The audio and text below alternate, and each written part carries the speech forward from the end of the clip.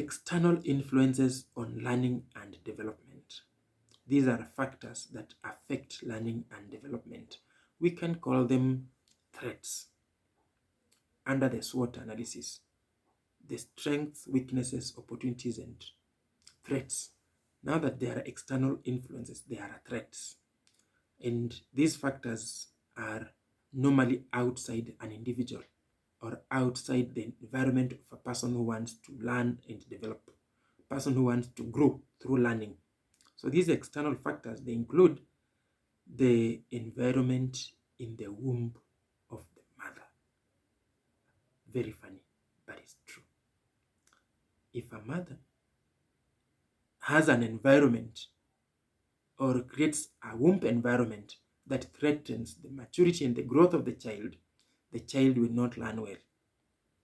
And this one, we mean the quality of nourishment available, availability of nourishing nutrients, food that the mother eats, what the mother puts in the brain, what the mother feeds the physical body with. That is the physical and mental health of the mother during pregnancy. It matters a lot.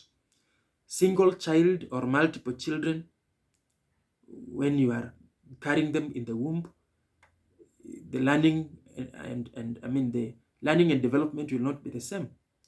Then the quality of and quantity of nutrition that the mother is receiving. The embryo needs some specific nutrients for them to grow, for the child to grow. If the mother is not receiving the required nutrients, that is in terms of quality and quantity, then don't expect learning and development to be okay. Normal and abnormal delivery also affects learning and development. If a mother gets birth normally, that child, with a child that was born abnormally, either through cesarean, whatever method that is not that normal method, then don't expect learning and development to be the same. And also, any other damage on the womb, an accident, including taking drugs, smoking, and all that. That is the main reason we are having children from the same family, others performing well, others not performing well. That is the main reason we are having children from the same environment, grown in the same environment, some performing well, some not performing well. Parents should know this, that their children will perform based on the environment in the womb when the child was being born, not the teacher who is teaching. The teacher is a factor, but not the only factor. Factor number 2, the environment available after birth. Immediately after birth, where the child is put, those conditions and forces will determine the ability of the child to grow, to develop, and to learn. A child who is born in an environment where there are gunshots and they are terrified and they fear even themselves, that fear will make them not to learn. A child born in an environment that's very cold, put in, wet places and all that, they are likely to have a problem with learning and development. They will learn, they will develop, but either slowly or not achieving the best they should achieve. Number 3, accidents in life and some incidences.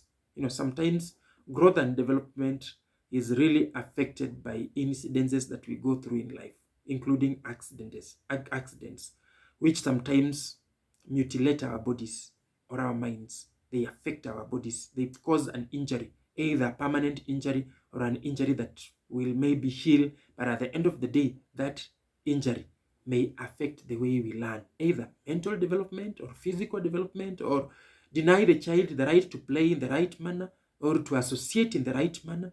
It makes people to have a problem with learning and development. HR managers, before you say somebody has refused to learn or they are learning very slowly, look at some of these backgrounds. They are important. Teachers, trainers, lecturers, tutors, check this. Very important. Then number 4, the quality of the physical environment, that is medical and nourishment. The physical environment, the medical environment, and how a person is nourished. What nourishes a child or a person, if you are nourished in an environment that is toxic, growth and development, learning and development will be very difficult. You may grow, but you have not learned. And that means you've not developed. And development are greatly influenced by the quality of the physical environment, the medical care, and the nourishment, and those people just who are close to you. You know, this may include your open space, your balanced diet, maybe good living condition, maybe living with hope, knowing there is a tomorrow, knowing there is food, knowing whatever you are going through is just for a season, or there is something good that can come out of what you are doing or what you need to do. That makes somebody to learn.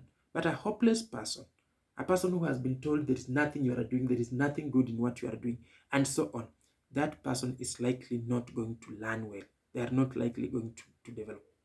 Hope gives a learner or a trainee the intention to learn. It gives them the reason to understand. It gives them the reason to grasp what they are learning. And then, number 5, the quality of the facility and opportunities provided by the social and cultural forces. With learning and development, we need a facility. We need a school, we need a trainer, we need a document that we've said, the policy, the curriculum, the assessment materials, and so on. If their quality is poor, learning and development will also be poor. Also, the social and cultural forces.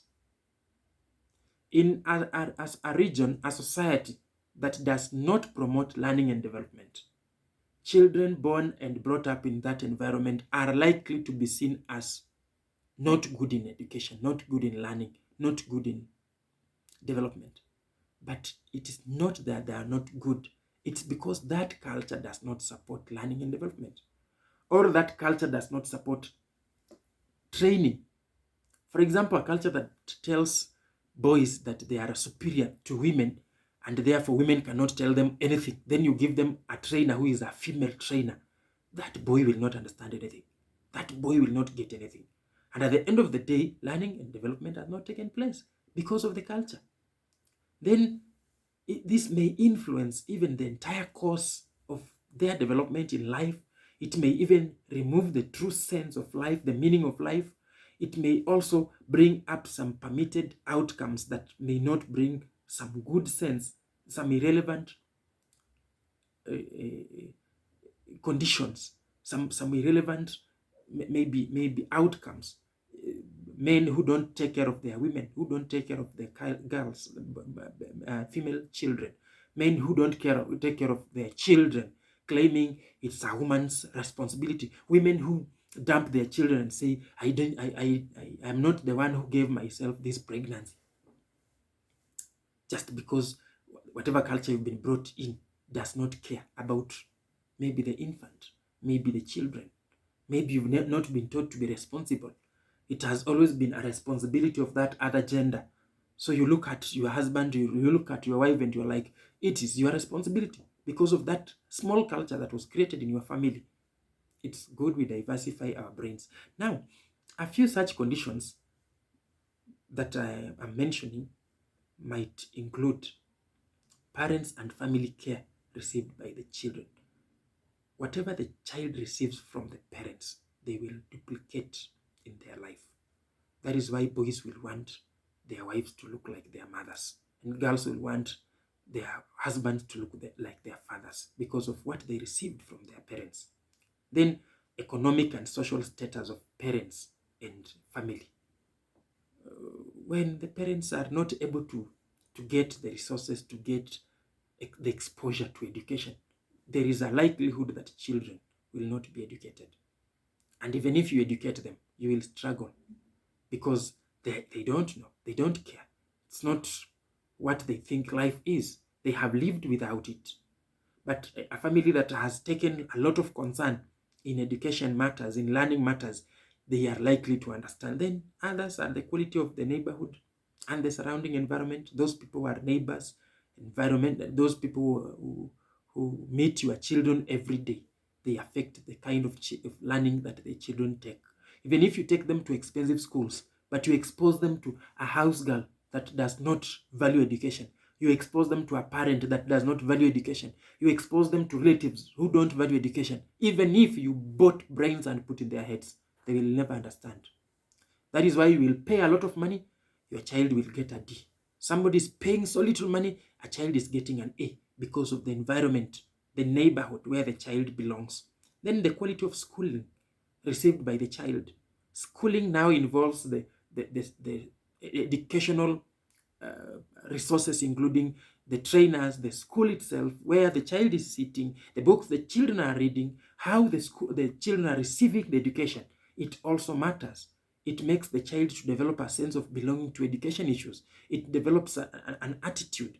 And this attitude is what now moves this child in life. And even if when they get to a job, it's easier for them to learn. It becomes a habit. And finally, the quality of peer group relationship, where the child grows, where the child stays, the peer influence, those age mates, those group members that they meet on a daily basis, they can really influence the learning abilities of a child and even a mature adult.